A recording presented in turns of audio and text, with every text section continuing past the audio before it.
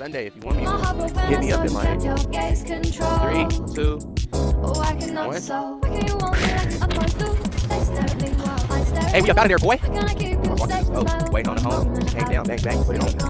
All right, we got horror movies you didn't know were based off true stories. Now, I was about to watch this without y'all, but I had to wait just a little bit longer. These are supposed to be a safe thrill. You turn off the lights, you get scared, and when the credits roll, you tell yourself that it's just a movie. But what if it isn't? What if that thing creeping across the screen or hiding in the shadows actually happened? They say all fiction comes from a place of reality, and horror is not immune to that. Sometimes it's ripped straight from the headlines, an urban legend, or an unsolved mystery. In this video, we're looking at some of the most iconic horror films that took inspiration from the real world. They all have one thing in common. They take something familiar and safe, a family home, a vacation, even a phone call, and twist it into something sinister. Is it scarier when you know the truth or when you don't? If you want to know the true stories behind Scream, A Nightmare on Elm Street, and other highly esteemed horror films, stick around to the end of this video. No. We can't do that. No. He's basically saying Nightmare on Elm Street is based off a true story. Son, don't even let this go to the public. Half the whole world ain't even gonna be able to go to sleep. He gonna get me. Mama, I can't go to sleep.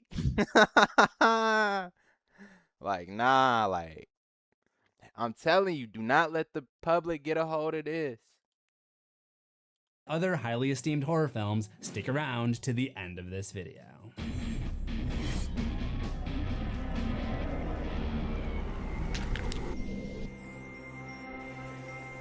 The film follows John and Kate Coleman, a married couple still grieving the loss of their unborn child, as they decided to adopt a 9-year-old girl named Esther from a local orphanage. Esther is polite, well-mannered, and a talented pianist, the kind of child any parent would be lucky to have. But it doesn't take long for Kate to sense that something about Esther isn't right. Strange accidents begin to occur, people get hurt, and Kate starts to suspect the sweet little girl they welcomed into their home is hiding something dangerous. The truth, revealed in the film's infamous third act twist, is that Esther isn't a child at all, but a 33-year-old woman with a rare hormonal disorder to make it look like she was prepubescent. She has a history of posing as a child, infiltrating families, and leaving a trail of violence behind her. She disappeared a year ago and we lost track of her.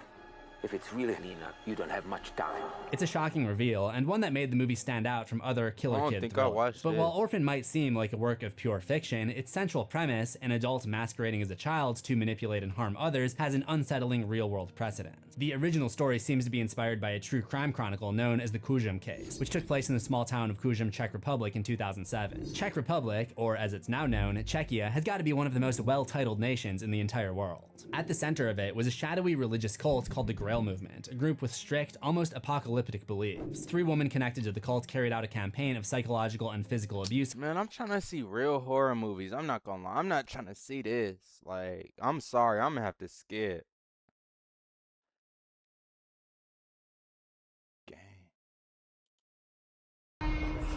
Oh yeah, Nightmare on Elm Street. I think everyone knows the story of A Nightmare on Elm Street, a slasher about a group of teenagers stalked in their dreams by Freddy Krueger, a burned, claw-handed killer who can turn your nightmares into his own personal hunting ground. When you fall asleep, you're on his turf, and whatever happens to you there also happens in the real world. As the teens of a town called Springwood would find out when their friends start dropping dead in the night. Look at us. We're dropping off like flies here. It's a terrifying hook, one that made writer-director Wes Craven's 1984 film an instant classic and spawned one of horror's most iconic villains. But Freddy's origin is more than just supernatural fantasy. Behind the dream-stalking killer was a real medical mystery, a phenomenon where people died in their sleep without any clear cause. These weren't random cases either. They were clustered in a very specific community, just like in the movie, and the pattern was disturbing enough to make headlines. Oh my goodness. Whoa. This is giving me chills just seeing this, son. To an outsider, these unexplained deaths might have been written off as cases of SUNS, sudden unexpected nocturnal death syndrome. First documented in the early 1980s, SUNS was observed primarily among young Southeast Asian men, many of them refugees from Laos, Cambodia, and Vietnam. So are you Chinese or Japanese? The victims were usually healthy men in their 20s and 30s with no clear medical issues, yet they would simply die in their sleep. Medical researchers struggled to explain it. Some suspected an undiagnosed heart condition. Others thought that stress and trauma might be triggering fatal arrhythmias. But within the Southeast Asian community, there was a far older explanation. Something was following them from their dreams into the waking world. Wes Craven first read about one such case in the Los Angeles Times. It was the early 1980s, and the article described a young Cambodian refugee, a boy who had survived the horrors of the communist regime, Khmer Rouge, and escaped to the United States. But once here, he became plagued by intense nightmares. He told his parents that if he fell asleep, something would kill him. Still, they urged him to sleep, even attempting to give him sleeping pills. Instead, he stayed awake for And there's a movie about this? Oh my goodness, bro. Sheesh. days at a time, drinking coffee through the night. Eventually, sheer exhaustion caught up with him and he finally went to sleep. But in the middle of the night, his parents heard screams from his bedroom. By the time they reached him, he was dead. The cause was undetermined. In his room, police found a small coffee maker tucked away in the closet and a stash of uneaten sleeping pills. For Craven, this story was fascinating. He said in an interview with Vulture that the boy's determination to stay awake and the fact that his nightmare seemed to kill him became a seed for A Nightmare on Elm Street. Craven fused this real-world mystery with the image of a dream-invading killer, drawing on his own childhood memories of a frightening stranger in a fedora who once caught him staring and returned the glare with an expression he never forgot. The result was Freddy Krueger, a figure who could cross the threshold. Bro, imagine imagine finding out you're the reason that a kid made a movie about you. Or not you, but of how you look. And the horror movie villain has your silhouette. What would you do? Like, would you be honored or would you be disrespected? Like, dang, do I look that scary? Between dreams and reality, where death in one meant death in the other. The boy's story closely echoes what we see later in the film. In A Nightmare on Elm Street, Nancy Thompson, while trying to avoid Freddy Krueger, uses the same methods to fight off sleep. She hides a coffee machine in her room and takes stay-awake, fast-acting pills in an effort to stay up and stay alive. The real boy's desperate attempts to outrun his nightmares are mirrored almost beat for beat in Nancy's own struggle, making the line between fact and fiction razor thin. While the phenomenon was most visible in the 1980s, SUNS hasn't disappeared. Sporadic cases are still reported, particularly in Southeast Asian communities. Many researchers now connect it to Brugada syndrome, a hereditary heart condition that can cause sudden fatal arrhythmias during sleep. The condition remains rare, but the fact that it still claims lives gives an eerie weight to Craven's inspiration. Freddy, the dream demon, may be fictional, but the fear of going to sleep and never waking up was, and still is, very real for some. But while A Nightmare on Elm Street took the safety of sleep and made it unsafe, not all nightmares wait for snores before they strike. My next example might just crawl right out of your TV and into the waking world. That's where we cross from Elm Street to Japan, and to one of horror's most haunting figures, Sadako Yamamura.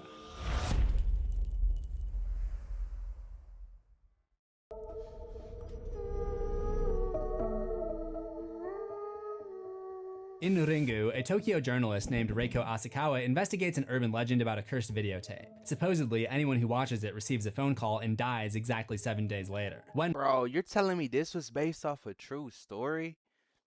I might have to click off the video. Like, nah, bro. I'm over here thinking, oh my goodness, Reiko watches the tape herself, she unwittingly starts the countdown. Her race to uncover the tape's origins leads her to learn all about Sadako, a psychic young woman whose violent death left behind a curse on anyone who watches her corrupted videotape. Her curse propagates like a virus, ensuring Sadako's rage spreads far beyond the bottom of the well where her story began. The scandal cast a shadow over the Yamamura family. Sadako inherited her mother's psychic gifts, but also the stigma and trauma that came with them. The legend aspect of Sadako's story is incredibly similar, in fact almost identical, to the Japanese folktale called Bancho Sarayashiki. But the character herself was no tall tale, so let's talk about her real-world counterpart. Koji Suzuki, the author of Ring, based his characters, the mother and daughter Shizuko and Sadako, on the real-life stories of Chizuko Mifune and Takahashi Sadako. The real-life Chizuko Mifune was born June 17, 1886 in Kumamoto Prefecture. She went on to marry a lieutenant colonel when she was 22. However, the marriage would eventually break down after she was accused by her in-laws of stealing and hiding some money. According to an article in the lineup, Chizuko's husband had misplaced 50 yen, or about $3,400 USD in 2025, and Chizuko had predicted the money was in the drawer of a Buddhist altar that her in-laws used. Chizuko's brother-in-law, believing her to have psychic abilities, decided to help train her and strengthen her powers.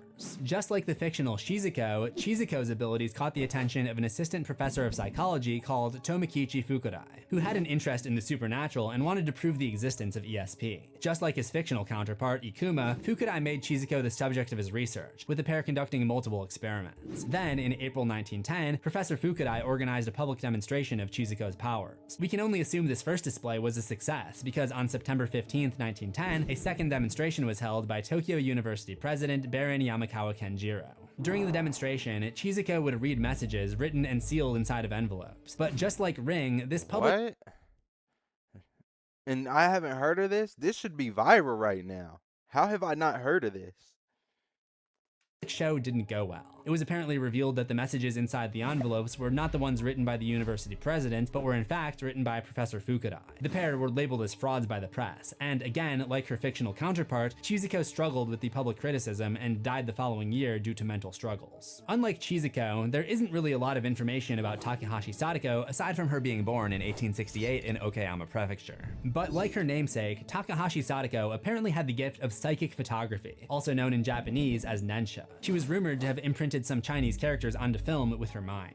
Though the two were not related by blood in real life, they were both studied by the paranormal investigator Fukurai and served as notable cases of psychic abilities in the news, which probably inspired the author, Koji Suzuki, to question what appeared to be supernatural phenomena and attempt to explain it through a series of books. Not only were Chizuko Mifune and Takahashi Sadako the clear inspirations for Koji Suzuki's characters Shizuko and Sadako in the books, director Hideo Nakata also cited them as the influence behind the distorted, smudged images seen on the faces of the victims in the cursed videotape in the 1998 movie adaptation Ringu.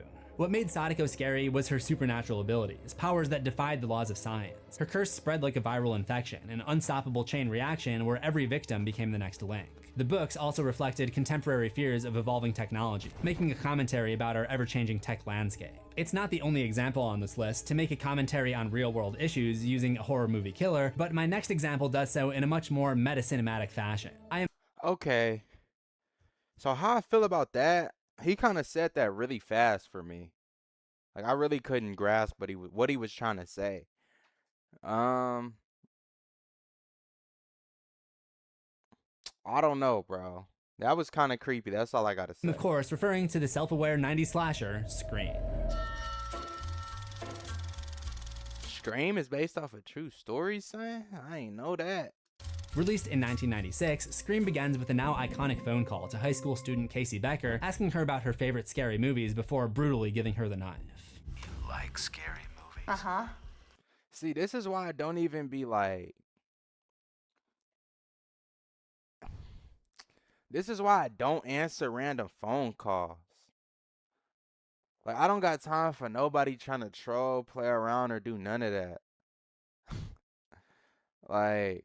I'm telling you, if I'm in this situation, I get a call from whoever, I'm upping it, facing that ball. I'm not playing. What's your favorite scary movie? I don't know. From there, a masked killer known as Ghostface starts targeting teenagers in the small town of Woodsboro, California. Our main character, Sydney Prescott, is still reeling from the murder of her mother a year earlier, and soon finds herself at the center of the killer's game. But Scream isn't just a slasher, it's a slasher that knows it's a slasher. Characters openly reference horror movie rules, like how you should never drink, do it, or say I'll be right back, even as they're picked off one by one. The film plays with genre cliches while still delivering brutal moments, sharp twists, and a killer reveal that shocked audiences. The Ghostface persona itself was mostly fictional. The mask is actually just a novelty Halloween mask by a company called Fun World as a part of their Fantastic Faces series. Here on this channel, we love countries that start with CZ and companies that end with World. The mask loosely resembles the famous Edvard Munch painting The Scream, but the backstory I'm here to talk about is much more chilling than a Halloween mask. The seeds of Scream's premise were planted in the real-life terror of the Gainesville Ripper, a murderer whose brutal, calculated attacks on college students in 1990 horrified Florida and captured national attention. In the summer of 1990, the quiet college town of Gainesville, Florida was about to be consumed by fear. Over the course of 4 days... Gainesville, Florida? That's where them Florida Gators is at. University of Florida. From August 24th to August 27th, a series of brutal murders would grip the nation, carried out by a 36-year-old drifter named Danny Rowland.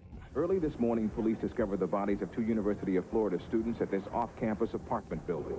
On August 24th, dressed in black and armed with duct tape and a combat knife, Rowling slipped into the apartment of University of Florida freshmen Sonia Larson and Christina Powell.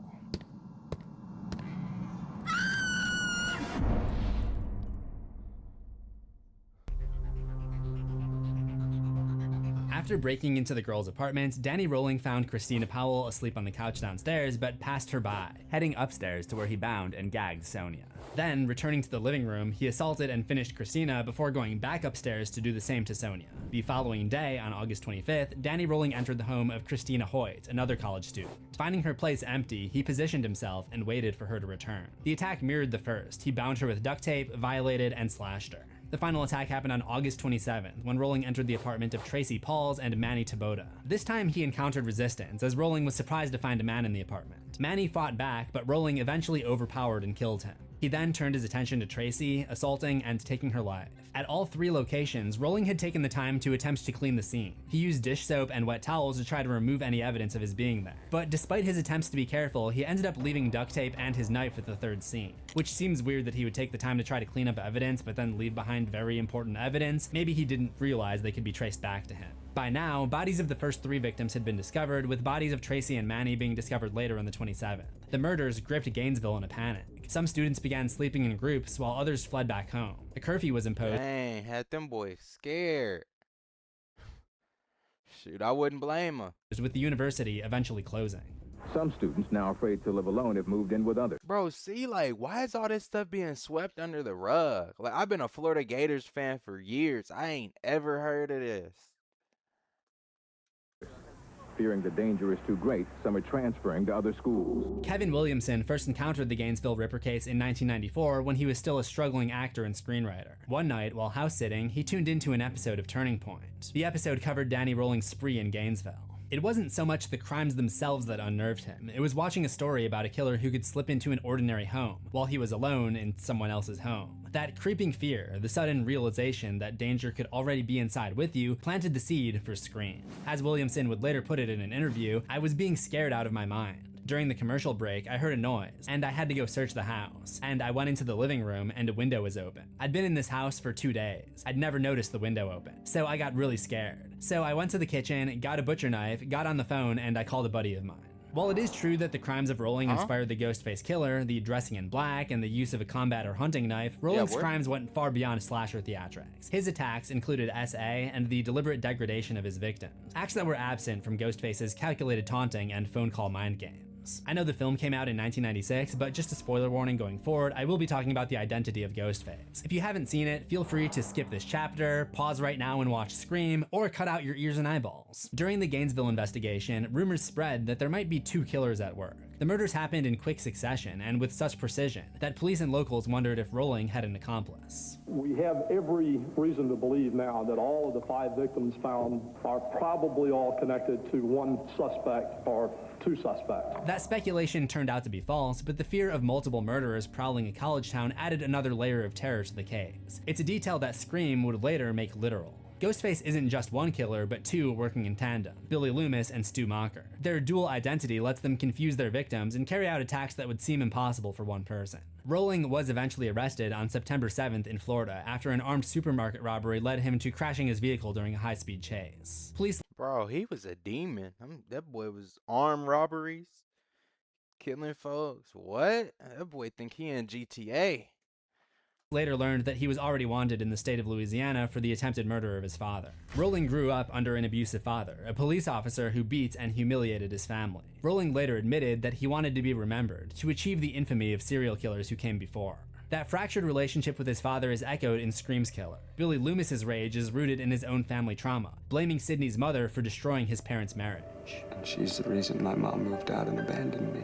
While Stu seems to only tag along for the thrill, together they essentially do what Rolling did, turn murder into a performance. Where Rolling posed as victims, Billy and Stu scripted their killings like a movie. The hallmarks of Rolling's crimes, a killer in black breaking into homes, targeting students, curfews, and a community gripped by fear, all made their way into Scream's blueprint, even down to the killer having daddy issues. But the mutilations and gender-specific assaults were left out. Maybe for the better. It's hard to say how that would have gone tonally alongside the meta-commentary aspects of Scream that focus on the tropes of other slasher movies and sometimes go into somewhat silly territory. While Scream put the horror in everyday, small-town life, Final Destination took that fear on the road, in the air, to the tracks, basically anywhere really. Anywhere where transportation vehicles. This just keeps getting crazier. Don't tell me Final Destination is based off, like, real life events. Like, I know crazy stuff happens, but vehicles exist, and also a tower one time. The franchise taps into a primal everyday fear we carry whether we acknowledge it or not, the inevitability of death. A routine plane trip, drive down the freeway, even a casual day at an amusement park. Any of these moments could be your last.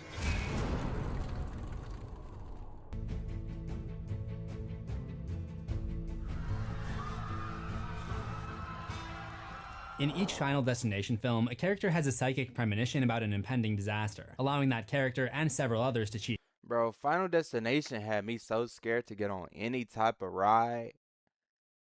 Like, it's just that small percentage, that 1% that could, like, you could fall off that jump. You don't ever want to be a part of that 1%. Death. But as time goes on, death finds them in unexpected and inventive ways. The idea is that you can never escape death, and if you do, it's only a matter of time before death catches up with you. It's a unique idea for a horror series, but could it be true in our world as well? Surely a literal Grim Reaper thing hunting down people can't be based on real life events. It all began with a woman vacationing in Hawaii in the late 1980s who received a call from her mother, warning her not to get on her flight back the next day, stating that she had a bad feeling about it. Personally, I would also have a bad feeling that the airline was going to charge me $300 to change my flight, but in this case, superstition won out. The girl took her mother's advice and changed flights. When she arrived at home, she learned that her initial flight had crashed and her mother's apparent premonition had possibly saved her life. This was the story that screenwriter Jeffrey Reddick read in a magazine, which became the alleged inspiration for Flight 180, a rejected spec script for the 90s sci-fi series The X-Files, which he eventually reworked into Final Destination. But the crash that Jeffrey Reddick claimed as the inspiration for his script is missing one aspect that some of the others are not missing. And that's the part where death continues to come after the survivor. He's never spelled out which specific crash his story is based on, but it's most likely Aloha Airlines Flight 243, which went down in April 1988 on the way from Hilo to Honolulu. Passengers witnessed the roof rupture, and 23 minutes in, it was torn off the plane. One flight attendant was swept out of the vehicle, but that was the only fatality. No airline customers lost their lives. If this was the flight that Reddick read about, the woman who changed her travel plans did not actually cheat death. However, the true inspiration for the movie is disputed. There are many who say it's actually based on TWA Flight 800.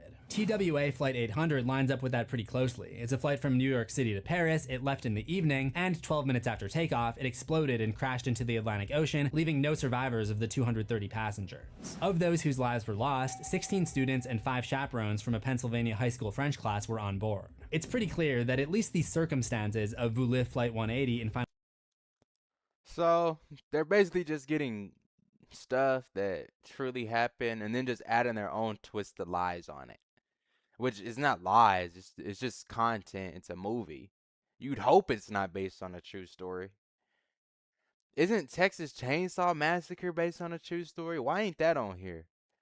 Final Destination were inspired by the crash of TWA Flight 800 in 1996, even if screenwriter Jeffrey Reddick insists otherwise. When the film came out, Roger Ebert even criticized it for exploiting a real tragedy for a campy horror premise. Reddick pushed back in an interview with Bloody Disgusting, saying, when the movie came out in 2000, a lot of reviewers said the story was inspired by the real-life crash of TWA Flight 800 in 1996. I got flack for that, but I actually wrote this in 1994. When Reddick says 1994, he's referring to his original X-Files spec script, where Dana Scully's younger brother had the premonition on a Newark to Boston flight. By the time New Line bought the idea in 1997, the script had morphed into a story about a French-class trip to Paris, similar to the doomed JFK to Paris flight of TWA 800 the year before. Whether intentional or not, the parallels are hard to ignore.